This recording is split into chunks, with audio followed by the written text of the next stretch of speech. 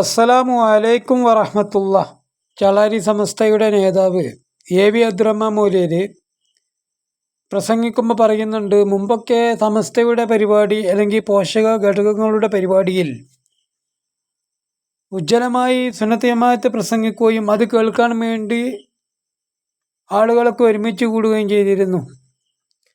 അതിനുവേണ്ടി അത്തരം ചില ആളുകളുടെയൊക്കെ പ്രഭാഷണങ്ങൾ ലാസ്റ്റിക്ക് വെക്കുമായിരുന്നു എന്നുള്ളത് അബ്ദുസമദ് പൂക്കൂട്ടൂരിനെ സൂചിപ്പിച്ചുകൊണ്ട് അദ്ദേഹം പറയുന്നുണ്ട്. എന്നിട്ട് അദ്ദേഹം പറയുകയാണ്, ഇപ്പോൾ അത്തരം ആളുകളൊക്കെ വന്നിട്ടുണ്ടെങ്കിൽ ആരും കേൾക്കാൻ കിട്ടൂല എന്ന്. ആ പറഞ്ഞത് വളരെ സത്യമാണ് എന്ന് തോന്നുന്ന നിലക്കാണ് കഴിഞ്ഞ ദിവസം അബ്ദുസമദ് പൂക്കൂട്ടൂരിനെ കുറ്റിക്കാട്ടൂരുള്ള അവരുടെ കോളേജിൽ കൊണ്ടുവന്നപ്പോൾ ഉണ്ടായ അവസ്ഥ.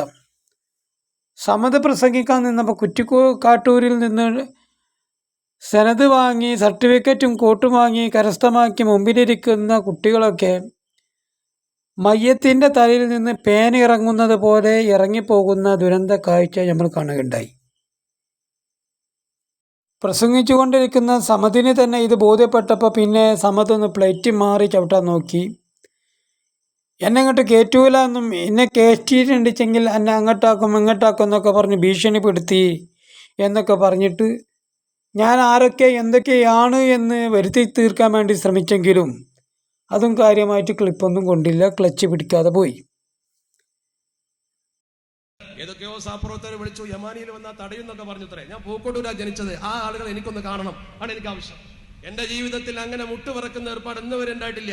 അങ്ങനെ ഒരുത്തരുണ്ടെങ്കിൽ നേരിട്ട് വരാം, ഞാൻ അവരെ വെല്ലുവിളിക്കാൻ ആഗ്രഹിക്കുകയാണ്. അള്ളാഹുവിന്റെ ഭൂമിയിൽ ദീൻ പറഞ്ഞതിന്റെ പേരിൽ, ആദർശം പറഞ്ഞതിന്റെ പേരിൽ, സമത്വക്ക് വേണ്ടി നിലകൊണ്ടതിന്റെ പേരിൽ എന്ത് വെല്ലുവിളി തീരാനും തയ്യാറാണെന്ന് 1000 തവണ പ്രഖ്യാപിക്കാൻ ഞാൻ തയ്യാറാണ്.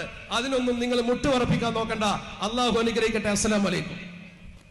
ഏതാണെങ്കിലും മുഖം രക്ഷിക്കാൻ വേണ്ടി സമദ് സാഹിബ് അങ്ങനെയൊക്കെ നടത്തിയെങ്കിലും ഈ വലിയ മഹത്തായ സമ്മേളനം എന്ന് പറഞ്ഞ് നടക്കുന്ന ഈ പരിപാടി പത്രക്കാർ കണ്ടില്ല, സുപ്രഭാതം തന്നെ കണ്ടില്ല, സുപ്രഭാതത്തിൽ കൊടുത്തിട്ടുമില്ല. അതിനവർ സാങ്കേതികമായി പല തടസ്സങ്ങളും പ്രയാസങ്ങളും ഉള്ളത് കൊണ്ടാണ് എന്ന് കുട്ടിക്കാട്ടൂർ കുട്ടിയാസൻ ദാരിമിയുടെ അനിയൻ, അദ്ദേഹം ഒരു മൂല്യനാണത്രേ, അദ്ദേഹത്തിനോട് പറഞ്ഞപ്പോൾ അദ്ദേഹം പ്രതികരിച്ച പ്രതികരണം ഇങ്ങനെയാണ്. അറിയണം എന്താണെന്നുള്ളത്. അപ്പോ ഇതൊരു പിന്നെ പത്രത്തിന് ജില്ലയിൽ സ്ഥാപനത്തിൽ റിപ്പോർട്ടാക്കാൻ കഴിയില്ലെങ്കിൽ ഈ മൈരന്മാർക്ക് എന്തിനാണ് കയ്യിലെത്തുന്നത്? അതിനകത്തിരിക്കുന്ന മൈരന്മാർക്ക് ഇത് കയ്യിലെങ്കിൽ എന്തിനാ കയ്യിലെത്താൻ നിൽക്കുന്നത്? അതെ, ആ ഭാഷ ഞാൻ പറയല്ല, പിന്നെ തന്നെ പറയണോ? ഈ അതേമാതിരി തന്നെയാണ്. അന്ന് ഞാൻ അങ്ങനെ തന്നെയാണ് ഉദ്ദേശിക്കുന്നത്. അടുത്ത് താമസിക്കണം. എനിക്ക് ഒന്നാളും വരെ കുറ്റിക്കാട്ടൂർ വേറെ പരിപാടിയൊക്കെ ഉണ്ടാകുമ്പോൾ സ്റ്റേജിമ കൂടെ ഓടി നടത്തണം, നമുക്കാണല്ലോ. അങ്ങോട്ട് കയറി നോക്കിക്കോളൂ റിപ്പോർട്ട് എടുക്കാന്. കൂട്ടിക്കോ. ഇത് കുട്ടിയസൻ ദാരിമിന്റെ അതേ സൗണ്ട് ആണെങ്കിലും ആള് കുട്ടിയസൻ ദാരിമല്ല. കുട്ടിയസൻ ദാരിമിന്റെ അനിയൻ അബ്ബാസ് എന്ന് പറഞ്ഞ ലാലിമിയാണത്രേ. ഏതാണെങ്കിലും അദ്ദേഹം പറഞ്ഞ പദപ്രയോഗം നോക്കി നിങ്ങൾ ഒരു ധാരിമിയുടെ തൊള്ളയിലൂടെയാണ് ഇത് വന്നിട്ടുള്ളത്. ആലോചിച്ച് നോക്കണം നമ്മൾ. ഇയാൾക്ക് ഇതൊക്കെ പറയാമെന്ന് പറഞ്ഞിട്ടുണ്ടെങ്കിൽ ഇതിനെക്കാട്ടും വലിയ തോന്നിയാസൊക്കെ അയാൾ എ.പി. ഉസ്താദിനെ പറ്റിയുള്ള തങ്ങളെ പാപ്പാനെ പറ്റിയൊക്കെ പറഞ്ഞു നടന്നതാണ്.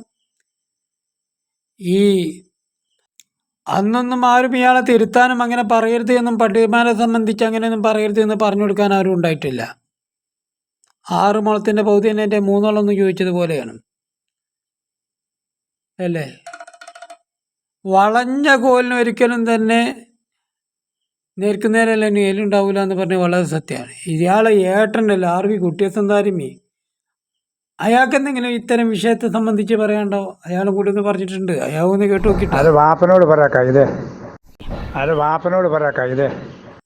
അപ്പോൾ കേവലം ഒരു പ്രഭാഷണ പരിപാടി നടന്ന സമയത്ത് അത് പത്രത്തിൽ കൊടുക്കാത്തതിൻ്റെ പേരിൽ പച്ചത്തെറികൾ ഓവുപാലമലത്തിരിക്കുന്ന ചെറുക്കന്മാരെ പോലും നാണിപ്പിക്കുന്ന നിലക്കുള്ള പച്ച തോന്നിയതാണ് ഏട്ടനും മഞ്ഞനും പണ്ഡിത വേഷധാരികളായ ആളുകൾ നടത്തിക്കൊണ്ടിരിക്കുന്നത്. ആലോചിച്ച് നോക്കണം ആൾ.